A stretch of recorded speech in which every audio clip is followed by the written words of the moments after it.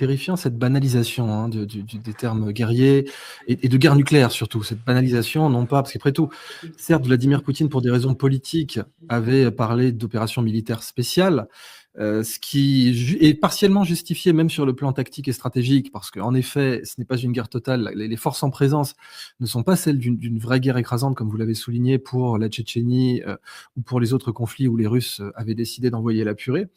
Mais maintenant, enfin, on popularise la guerre nucléaire. Enfin, on lance l'idée comme ça, des gens qui disent: «Allez, il faut bombarder Moscou, il faut faire ci, il faut faire ça, il faut donner notre parapluie nucléaire à l'Allemagne».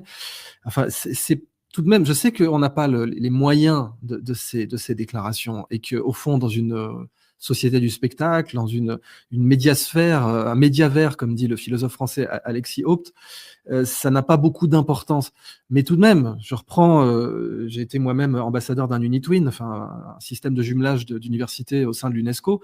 La charte de l'UNESCO dit: «Les guerres prenant naissance dans l'esprit des hommes, c'est dans les